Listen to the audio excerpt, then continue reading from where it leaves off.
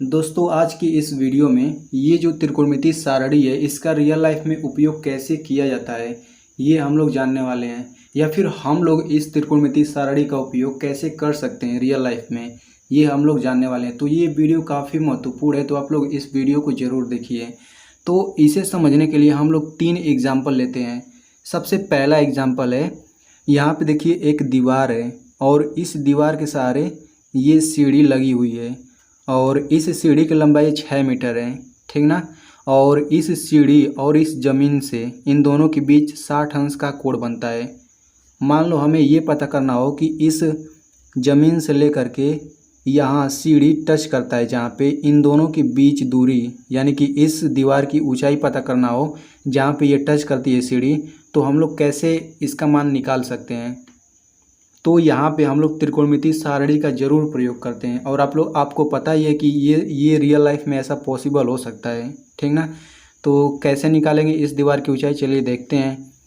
तो आप लोग यहाँ पे देख सकते हैं ये एक समकोण त्रिभुज बना रहा है, ठीक ना। ये हमारा 90 डिग्री है, ये हमारा कोण हो जाएगा सीढ़ी की लंबाई। तो सबसे पहले यहाँ पे ये कोण है तो इसके सामने लंब ये होगा दीवार की ऊंचाई और सीढ़ी की लंबाई हमारा कोण हो जाएगा।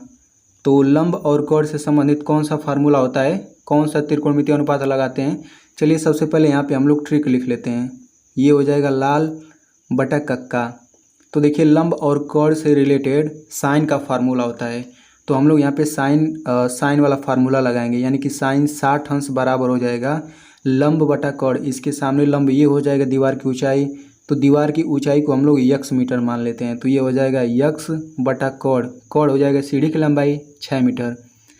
अब देखिए आप लोग देख सकते हैं इस त्रिकोणमितीय अनुपात में साइन 60 अंश का मान कितना है। साइन 60 अंश का मान हमारा आता है √3/2। तो अब यहाँ से ये हो जाएगा यक्स बराबर √3/2। ये 6 से इधर गुणा हो जाएगा, ये हो जाएगा 6 2 ત્યાં 6। तो ये हल करने पाता है 3 गुणा रूट के अंदर 3। अब देखिए √3 का मान क्या होता है, इसका मान होता है 1.732 होता है, ठीक ना। तो हम लोग दशमलव के केवल एक स्थान तक इसका मान लेंगे, तो ये हो जाएगा 3 गुणा 1.7, यानी कि ये हो जाएगा 5.1 मीटर। तो आप लोग देख सकते हैं कि यहाँ जो दीवार पे टच करता है सीढ़ी, यहाँ से लेकर इस ज़मीन तक इस दीवार की ऊंचाई 5.1 मीटर है। तो हम लोग फिजिकली इसको मापे बिना केवल कैलकुलेशन से हम लोग इसकी ऊंचाई पता कर लिए हैं, और ये पता हो पाया है इस त्रिकोणमितीय सारणी का यूज करने के बाद, ठीक ना। अब चलो हम लोग दूसरा एग्जाम्पल लेते हैं। तो यहाँ पे देखिए दूसरा एग्जाम्पल है, यहाँ पे 2 बच्चे हैं, ठीक ना। एक बच्चा जो है पतंग उड़ा रहा है, आप लोग यहाँ पे पतंग देख सकते हैं, और इस धागे की लंबाई 50 मीटर है। और हम लोग ये मान लेते हैं कि ये जो ज़मीन है, इस ज़मीन और इस धागे के बीच 30 अंश का कोण बनता है, ठीक ना। और यहाँ पे जो ये बच्चा है इसके ठीक सर के ऊपर यहाँ पे पतंग उड़ रहा है।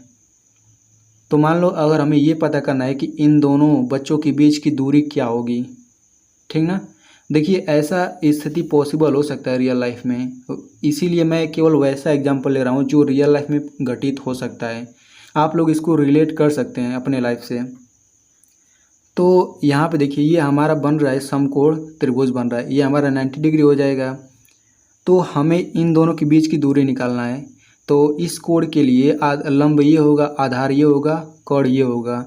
तो हमें एक चीज़ पता है और इससे कनेक्ट करना है, यानी कि कोण और आधार पता है। तो देखें कोण और आधार से रिलेटेड कौन सा फार्मूला होता है। तो यहाँ पे देखिए आधार और कोण से रिलेटेड कास वाला फार्मूला होता है, तो हम लोग यहाँ पे कास वाला फार्मूला लगाएंगे। तो ये हो जाएगा कास 30 अंश बराबर हो जाएगा आधार बटा कोण। तो आधार ये हो जाएगा, इसे हम लोग यक्स मीटर मान लेते हैं। तो आधार यक्स हो गया, फिर बटा कोण, कोण हमारा हो जाएगा 50 मीटर, ठीक ना। तो देखिए इस त्रिकोणमितीय सारणी में कास 30 अंश का मान कितना है, कास 30 अंश का मान है √3/2 इतना है। तो अब देखिए यहाँ से यक्स का मान हम लोग निकाल लेते हैं। तो यक्स बराबर हो जाएगा √3/2 इंटू 50। तो ये 2 से कट जाएगा, 25 बार में कटेगा, तो यहाँ से ये आ जाता है 25 इंटू √3 इतने मीटर, ठीक ना। यहाँ पे अगर हम लोग √3 का मान रखें तो ये हो जाएगा 25 इंटू 1.7। तो ये गुणा करने के बाद आता है 42.5 मीटर।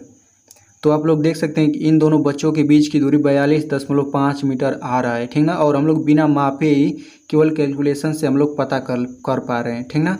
और अगर हमें ये पता करना हो कि इस बच्चे से कितना ऊंचाई पर ये पतंग उड़ रहा है, तो हम लोग इसका भी ऊंचाई ज्ञात कर सकते हैं।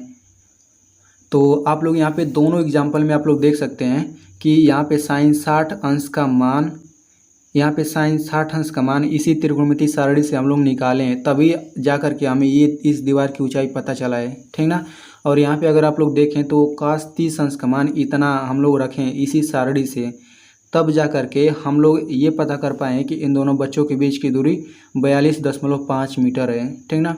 तो आप लोगों में से अधिकतर लोगों को ये कन्फ्यूजन होगा कि ये तो सवाल है, तो मैं आपको बताना चाहूँगा कि जो रियल लाइफ में प्रॉब्लम होते हैं उन्हें सवाल बना करके ही हल किया जाता है, ठीक ना।